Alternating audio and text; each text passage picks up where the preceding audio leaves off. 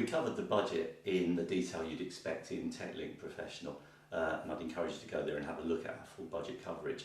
However, the 5 things that stood out for me from the summer budget, well, 3 plus 2 really, were these. First, dividends. The revenue seemed to have found a way at last to get more money out of SME owners taking their money from their business by way of dividend as opposed to earnings. It's quite a neat way. Most people will actually benefit from the changes, basically £5,000 of dividends tax-free, and then a 7.5% rate for basic rate taxpayers, a 32.5% rate for higher rate taxpayers, and a 38.1% rate for additional rate taxpayers.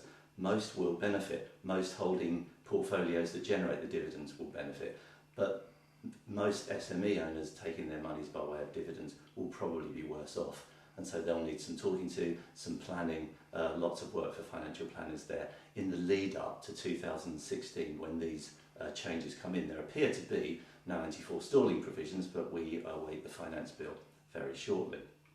The second change of great relevance, of course, has to do with pensions.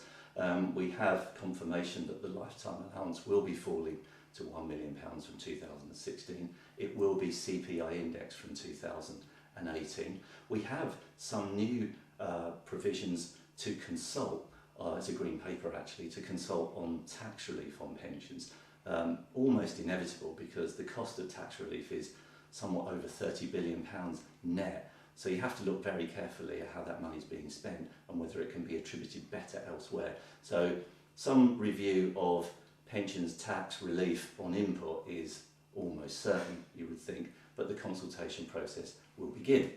The next change in relation to pensions is, of course, the reduction of the annual allowance from 2016 for those earning more than 150,000. Actually, your earnings could be a little less than that because the definition of adjusted earnings that will trigger these changes takes account of the pension contribution made to, either directly by the member or by the employer. So there will then be a reduction of the annual allowance, a tapering of it, as it's stated in the proposals, from £40,000 down to £10,000. Now that reduction is made by virtue of a reduction of £1 for every £2 of earnings above the 150,000 adjusted net income starting point. And you basically get down to that £10,000 annual allowance, £10,000 point at £210,000 of adjusted income. The third change was one that is actually related to that pension change, the reduction of the annual allowance, and that is the change to inheritance tax that will give the main residence 175 nil rate band on top of the £325,000 nil rate band, which has been frozen for a few more years yet, by the way. So this provision will kick in from 2017, but will be phased in over 4 years. So we won't see the full benefit of this £175,000 nil rate band until 4 years after 2017 when it starts. It will, however, of course, be helpful to families with main residences as most do, of their estate. It should reduce the inheritance tax bill by, obviously, 40% of £175,000 when we actually get there.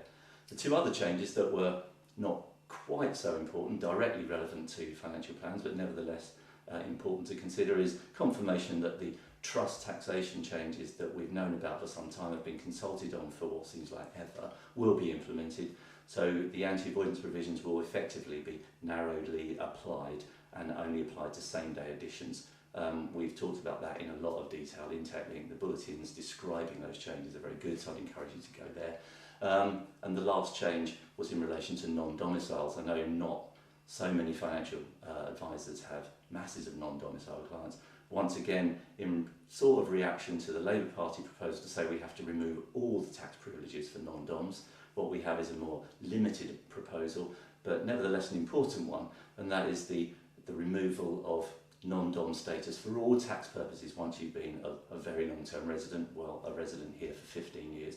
So we have a 15 out of the last 20-year rule, which means that once you hit that point, all of your non-dom tax privileges in relation to the UK effectively fall away, and that's in relation to income tax, capital gains tax and inheritance tax. So for those with non-dom clients, some thought about the planning that appears to be still possible for them in relation to holding assets in an offshore bond, for example, to generate no income that will be otherwise taxed on an arising basis, and establishing excluded property trusts ahead of securing that non-dom status. There's a lot more detail that goes with that in relation to returning non-doms, etc. But the detail we will see following some further consultation and in the finance bill. So 5 things to consider, 3 in particular, and I would again encourage you to go back to Techlink to review the detail that's in there to give you the information you need to give that information to your clients.